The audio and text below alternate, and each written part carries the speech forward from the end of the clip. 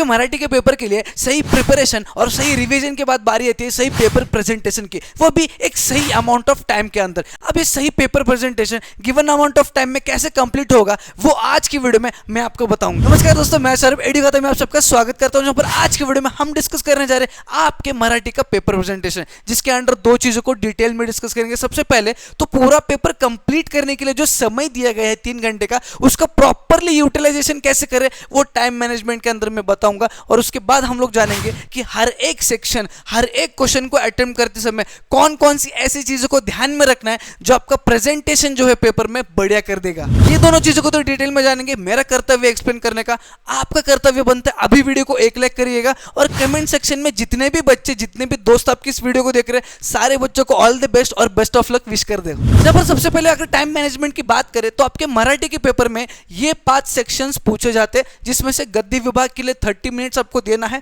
पद्य विभाग के लिए भी 30 minutes is more than enough. आपका स्थूल वाचन में जहां पर 2 क्वेश्चन आप अटेम्प्ट करोगे वो 25 से 30 मिनट के अंदर हो जाने चाहिए। व्याकरण व भाषा अभ्यास की बात करूं तो काफी इजी है वो पार्ट, तो 20 से 25 मिनट के अंदर ये हो जाना चाहिए। और उपयोजित लेखन की अगर बात करूं तो 60 to 65 minutes is more than enough. 60 to 65 minutes कैसे बता रहा हूं मैं, 4 टॉपिक्स आपको अटेम्प्ट करने हैं, हर एक टॉपिक को 15 मिनट्स भी देते हो तो 60 to 65 मिनट्स में कंप्लीट हो जाएगा। ये सारे चीजें होने के बाद भी पेपर चेक करने के लिए 10 मिनट का समय आपके पास बच रहा है। अब आप बोलोगे सर ये सारी चीजें आप हवा में कैसे बताते हो, रैंडम कैसे बताते हो? नहीं, ये सारी चीजें प्रैक्टिकली अचीव हो सकती है और ये बच्चों ने प्रैक्टिकली अचीव किया है, उसी के बेसिस पे मैं आपको बता रहा हूं। दूसरी चीज, जो भी टाइम लिमिट मैंने हर एक सेक्शन के लिए आपको बताया है, ये टाइम लिमिट आपके बैक ऑफ द माइंड चलते रहना चाहिए हर क्वेश्चन को अटेम्प्ट करते समय, हर क्वेश्चन का आंसर लिखते समय। क्योंकि अगर आप किसी भी एक सेक्शन में अपना टाइम लिमिट को एक्सीड करते हो, 5-10 मिनट ज्यादा लेते हो, तो आगे के सेक्शंस कंप्लीट करना मुश्किल हो जाएगा आपके लिए। उसके बाद अगर सीक्वेंसेस की बात करें, जिन सीक्वेंस में आप ये 5 सेक्शंस को अटेम्प्ट करने वाले हो, तो मेरे पास 2 केस ऑफ सिनेरियो है। सबसे पहले केस की अगर बात करूं तो 5 सेक्शंस जो आप अटेम्प्ट करने वाले हो उसकी शुरुआत होगी गद्य विभाग से, उसके बाद बढ़ेंगे सेकंड पद्य विभाग की तरफ। थर्ड सेक्शन जो आप अटेम्प्ट करोगे दैट विल बी उपयोजित लेखन। चौथा सेक्शन जो आप अटेम्प्ट करोगे दैट विल बी व्याकरण व भाषा अभ्यास। और लास्ट में आप अटेम्प्ट करोगे स्थूल वाचन। अब इस चीज का एक रीजन है, क्योंकि जैसे कि मैंने आपको बताया था, पद्य और गद्य में आधा तो आपका इजी टू स्कोर वाला सेक्शन है और आधा आपका पर्सनल रिस्पॉन्स वाला क्वेश्चन है। अब ये पर्सनल रिस्पॉन्स वाले क्वेश्चन को सही अटेम्प्ट करने के लिए आपका माइंड फ्रेश चाहिए, क्योंकि काफी चीजें आपको इमेजिन करके लिखनी होती है। तो वो फ्रेश माइंड तभी मिलेगा जब आप इन 2 सेक्शंस को सबसे पहले अटेम्प्ट करोगे। तो ये 2 सेक्शंस होने के बाद उपयोजित लेखन इसीलिए रखा है क्योंकि उपयोजित लेखन में भी कुछ ऐसे टॉपिक्स है जिनको सोचने की बहुत ज्यादा जरूरत होती है, और ये सोचने के लिए कोई बर्डन वर्डन होने की जरूरत नहीं दिमाग पे, इसीलिए उपयोजित लेखन थर्ड पे मैंने रखा है। उसके बाद व्याकरण जो सबसे इजी है, जिसमें ज्यादा टाइम नहीं जाएगा, 15 to 20 मिनट्स हो जाएगा। और लास्ट में स्थूल वाचन रखा है, क्योंकि स्थूल वाचन में बच्चे लीस्ट इंटरेस्टेड होते हैं और जितना भी बचा हुआ डेटा दिमाग में है लास्ट में वो सारे चीजें स्थूल वाचन में हम लोग लिख लेंगे। ये हो गया केस 1। केस 2 की अगर बात करूं तो शुरुआत गद्य और पद्य से ही होगी।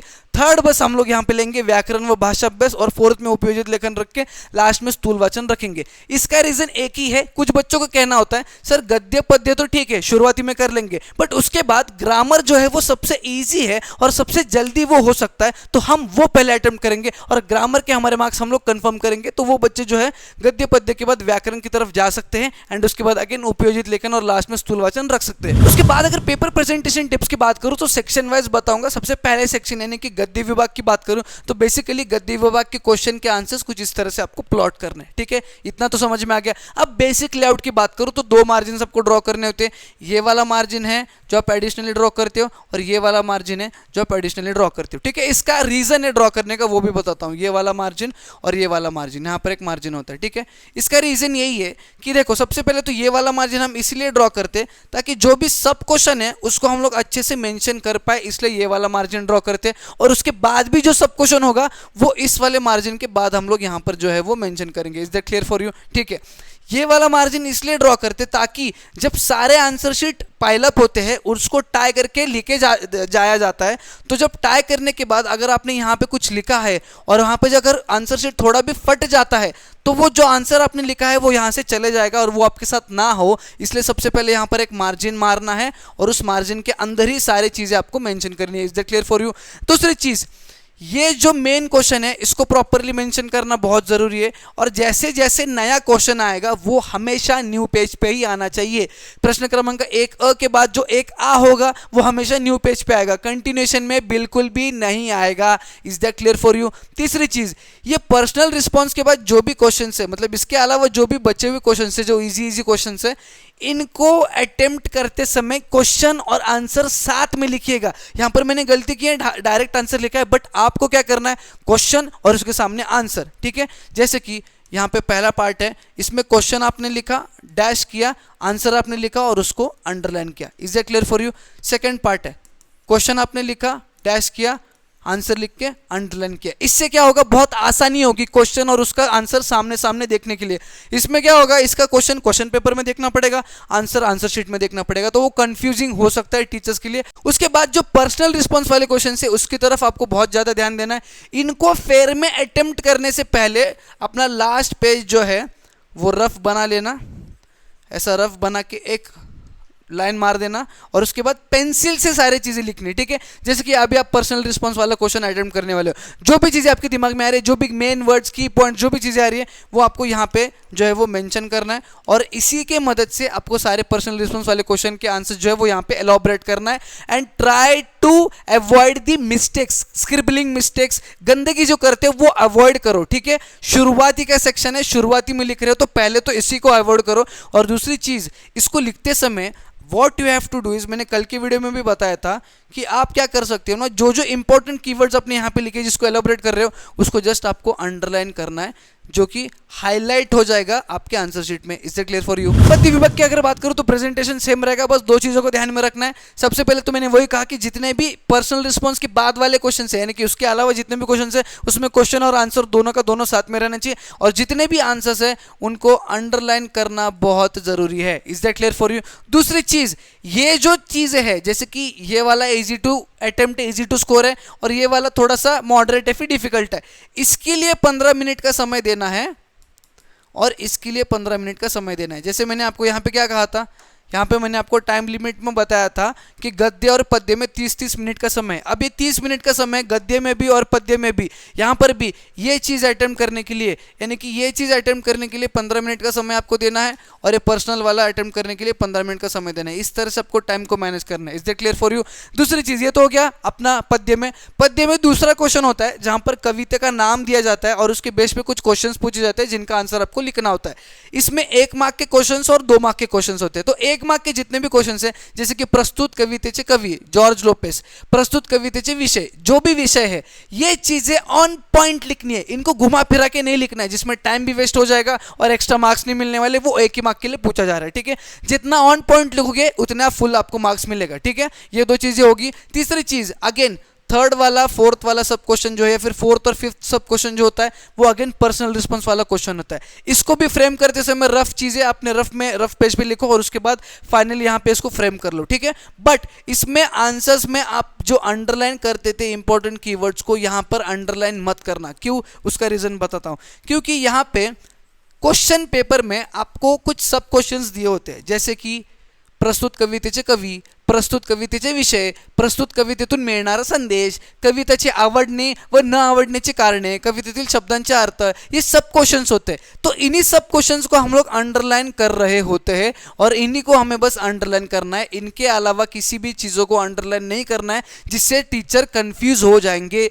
This is the right way to represent the second part of the question. और वहीं पे व्याकरण व भाषा अभ्यास की अगर बात करें तो उसमें सबसे पहले व्याकरण की बात करेंगे, विच इज प्रश्न क्रमांक 4 तो इसमें सबसे पहला जो सब क्वेश्चन है, जिसमें आपको सेंटेंसेस दिए होते हैं, वो कौन से सेंटेंसेस है आपको आइडेंटिफाई करके लिखना है। तो वहां पर भी आप सेंटेंसेस लिख के उसके सामने उसका आंसर लिख के अंडरलाइन कर सकते हो या फिर आप डायरेक्टली आंसर्स भी लिख सकते हो, but I would suggest sentences लिखो, उसके सामने आंसर लिख के अंडरलाइन करो। बट टाइम अगर कम बच रहा है तो डायरेक्ट आंसर आप लिख सकते हो। दूसरी चीज में क्या होता है, सेंटेंसेस आपको दिए, उसमें आपको अदर फॉर्मेट में कन्वर्ट करना है। जो अदर फॉर्मेट है वो आपको यहां पे लिखना है और उसको ब्रैकेट में लिखिए, विधानार्थी वाक्य, और उसके बाद जो भी आंसर आपने लिखा है उसको अंडरलाइन करना ना भूले, उसको एक शॉर्ट अंडरलाइन करना काफी जरूरी है। शॉर्ट अंडरलाइन करना काफी जरूरी है। Is that clear for you? उसके बाद थर्ड सब क्वेश्चन की अगर बात करें तो यहां पर आपको वाक्य प्रचार होता है, यानी कि एक आपको फ्रेज दिया जाता है, उसका अर्थ आपको लिखना है और उसी के बेस पे एक वाक्य यानी कि सेंटेंस फॉर्म करना है जिसमें उस फ्रेज को यूज करना है। अब यहां पे क्या करेंगे, फ्रेज आपने लिखा, उसका अर्थ उसके सामने लिखना है। ठीक है, तो एक चीज आपको ध्यान में रखना है, पे क्या ध्यान में रखना है, फ्रेज लिखने के बाद वो जो अर्थ है वो अर्थ को ब्रैकेट में लिखिए ताकि वो हाईलाइट हो जाएगा। ठीक है, सबसे पहले चीज ये कर लिया आपने। दूसरी चीज, वाक्य लिखा और वाक्य के बाद जो भी आप सेंटेंस फॉर्म करोगे उसमें जब ये वाला फ्रेज आएगा उसको अंडरलाइन करना ना भूले, क्योंकि उसको अंडरलाइन करने से वो फ्रेज हाईलाइट हो जाएगा और टीचर को पता चल जाएगा कि वो फ्रेज आपने सही फॉर्मेट में यूज किया है नहीं। Is that clear for you? अब अगर भाषा अभ्यास की बात करें विच इज प्रश्न क्रमांक 4A, तो यहाँ पे सारे के सारे क्वेश्चन जो है वो इजी होते हैं। इसमें दो चीजें मैं बस बताना चाहता हूं। पहली चीज तो यही है कि जो भी आंसर्स यहाँ पे राइट हैंड साइड पे होंगे ना, जो भी आंसर्स यहाँ पे राइट हैंड साइड पे होंगे ना, उनको बस अंडरलाइन करना ना भूले। ठीक है, उनको अंडरलाइन करना ना भूले। ये सेकंड वाला पार्ट तो है, ये फिलिंग द ब्लैंक वाला टाइप है जिसमें जो आंसर है उसके अंडर आप उसको अंडरलाइन करोगे। और थर्ड पार्ट में आपको क्या करना है, जैसे कि कोई विराम चिन्ह है, ठीक है, ये विराम चिन्ह है तो इसके सामने अंडरलाइन करो, पूरा लिखो और उसको अंडरलाइन करो। ठीक है, सेकंड विराम चिन्ह अगर ये दिया है उसके सामने आंसर लिखो और उसको अंडरलाइन करो। इस प्रकार से विराम चिन्ह वाले क्वेश्चन को जो प्रेजेंट करना, और ये दोनों चीजें होने के बाद अगर नीचे स्पेस बचता है तो एक लाइन से अंडरलाइन करना ना भूले। Is that clear for you? उसके बाद अगर स्थूल वाचन की बात करें तो स्थूल वाचन में उतना जानना कुछ है नहीं। सबसे पहले तो स्थूल वाचन के क्वेश्चंस कुछ इस प्रकार से आपके आने वाले हैं और ये ट्राई करना कि 2 क्वेश्चंस आपको अटेम्प्ट करना है, इतना तो आपको पता है। ठीक है, 2 क्वेश्चंस अटेम्प्ट करना है तो हर एक क्वेश्चन 10 से 12 लाइंस के अंडर हो ही जाना चाहिए, यानी कि एक पेज में 2 स्थूल वाचन आपका हो जाना चाहिए, 2 क्वेश्चन स्थूल वाचन के हो जाना चाहिए। जैसे कि ये वाला जो फर्स्ट पार्ट मैंने लिखा है ये काफी लंबा मैंने खींचा है, इतना लंबा खींचने की जरूरत नहीं है। ऐसा लिखो कि एक पेज में दोनों स्थूल वाचन बैठ जाने चाहिए। Is this clear for you? दूसरी चीज, हर एक स्थूल वाचन को लिखने के लिए, हर एक स्थूल वाचन को लिखने के लिए 10 से 13 मिनट का समय देना, 10 to 13 मिनट्स का समय देना। Is that clear for you? ठीक है, और चौथी चीज, स्थूल वाचन को मैंने लास्ट में इसीलिए रखा है ताकि सारा पेपर खत्म होने के बाद जो भी टॉपिक आपको स्थूल वाचन में पूछा गया है उस टॉपिक के रिलेटेड जितना भी चीज लास्ट में आपके दिमाग में आया है उन सारे चीजों के मदद से अगेन एक रफ पेज पे, लास्ट वाले रफ पेज पे जितने भी चीजें आपके दिमाग में आ रही है इन टॉपिक्स के रिलेटेड उन चीजों को मेंशन कर लो, उन चीजों को मेंशन कर लो और उन चीजों को यहां पे एलॉबरेट कर दो बस। और एलॉबरेट करते समय वो चीज अगर यहां पर आती है तो उनको क्या करेंगे हम लोग, अंडरलाइन करेंगे, उन लोग क्या करेंगे, अंडरलाइन करेंगे। समझो, एलॉबरेट करते समय कुछ गलत भी हमने लिखा है तो फर्क नहीं पड़ता क्योंकि जो मेन चीजें हैं उनको हमने हाईलाइट किया है और ये हाईलाइटेड चीजों की मदद से जब टीचर्स पेपर चेक करेंगे उनको बहुत आसानी होगी ये आइडेंटिफाई करने के लिए कि ये आंसर सही लिखा है। फिर लास्ट में हम लोग डिस्कस करेंगे उपयोजित लेखन के बारे में। अब उपयोजित लेखन में बताने के लिए काफी सारी चीजें हैं मेरे पास। सबसे पहले तो उपयोजित लेखन में आपको order of the questions decide करना है। ठीक है, जैसे कि आपका उपयोजित लेखन में 3 प्रश्न पूछे जाते हैं, प्रश्न क्रमांक 5A, प्रश्न क्रमांक 5A और प्रश्न क्रमांक 5E। ठीक है, इनका ऑर्डर आपको डिसाइड करना है क्योंकि क्या होता है ना, अभी बताता हूं। 5A में 1 क्वेश्चन आपको अटेम्प्ट करना है, 5A में 1-2 क्वेश्चन अटेम्प्ट करने हैं और 5-3 में भी 1 आपको अटेम्प्ट करना है। बच्चे क्या करते हैं, शुरुआत करते 5A का पहला क्वेश्चन लेटर लिख लिया, उसके बाद डायरेक्टली जंप करते प्रश्न क्रमांक 5A का दूसरा क्वेश्चन, फिर जंप करते 5E का पहला क्वेश्चन, फिर लास्ट में लिखते 5A का पहला क्वेश्चन। ये गलत है ऑर्डर लिखने का, एक सिंगल ऑर्डर में आपको जाना चाहिए। जैसे कि प्रश्न क्रमांक 5A का लेटर खत्म किया तो अगर प्रश्न क्रमांक 5A में जा रहा हूं तो दोनों क्वेश्चन को अटेम्प्ट करना है, फिर उसके बाद प्रश्न क्रमांक 5E में जाना है। वरना आप क्या कर सकते हो, 5A का अटेम्प्ट करो, उसके बाद 5E को अटेम्प्ट करो और लास्ट में 5A को अटेम्प्ट करो। But what I would suggest, आप इस सीरीज को मतलब इस सीक्वेंस को मान लो। सबसे पहले हम लोग वी विल गो फॉर प्रश्न क्रमांक 5A, फॉर्मल लेटर लिखेंगे, 5A की तरफ जाएंगे, उसमें जाहिरात लेखन तो कंपलसरी लिखना ही लिखा है, उसके बाद कथा लेखन और बातमी लेखन में आपके पास ऑप्शन है, जो भी आपको लिखना है वो लिख सकते हो। और उसके बाद टाइम जो बचाएंगे वो प्रश्न क्रमांक 5 के लिए बचाएंगे, जो कि निबंध लेखन होगा। ये पहले दो क्वेश्चन में जितना टाइम हम लोग सेव कर सकते हैं उतना टाइम हम लोग सेव करेंगे। जैसे कि पहला फॉर्मल लेटर की अगर बात करें तो फॉर्मल लेटर में मांगनी पत्र आपका एक पेज के अंदर ही हो जाना चाहिए। इसको एक्सटेंड करने की या फिर इससे लंबा खींचने की बिल्कुल भी जरूरत नहीं है। अगर आपको आ भी रहा है तो आपके दिमाग में एक ही रहना चाहिए कि एक पेज के अंदर अंदर मेरा पूरा फॉर्मल लेटर सारे फॉर्मेट के हिसाब से बैठना चाहिए, ठीक है।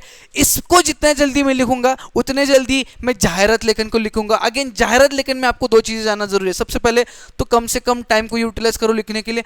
दूसरी चीज, जितना भी लिखने वाला पार्ट है वो पेन से लिखो, बट जितना भी ड्रॉ करने वाला पार्ट है what I would suggest pencil का ही मदद लो। जैसे कि ये बॉक्स हो गया, ठीक है, जैसे कि ये चीजें हो गई, ये अंडरलाइन वाली चीजें हो गई, ठीक है। यहाँ पर अगर कोई ऑफर वाला ड्राइंग करना है वो हो गया, या फिर किसी चीज का ड्राइंग करना है वो सारी चीजें पेंसिल से करो, बट लिखने वाला पार्ट सारा पेन से करो, ठीक है। Is that clear for you? उसके बाद उपयोजित लेखन के वो पार्ट के बारे में डिस्कस करेंगे जिसमें आपको थोड़ा सा ज्यादा जो है वो कंपेरेटिवली लिखना पड़ता है। अब जो पहला वाला पार्ट था जिसमें पत्र लेखन हो गया, जाहिरात लेखन हो गया, उसमें आपने टाइम सेव किया ताकि इन चीजों को प्रॉपरली आप प्लॉट कर पाओ। इनको भी लिखते समय जो भी डेटा आप लिखना चाहते हो इनको पैराग्राफ के बेस पे लिखो। जैसे कि यहाँ पे एक पैराग्राफ ये हो गया, दूसरा ये हो गया, तीसरा ये हो गया, ठीक है। तो ट्राई टू राइट जो भी आपका जो भी डेटा है वो 3 to 4 पैराग्राफ्स में लिखो, ठीक है। इससे होगा क्या ना, अगर एक सिंगल पैराग्राफ में लिखोगे तो टीचर को पढ़ने का मन ही नहीं करेगा।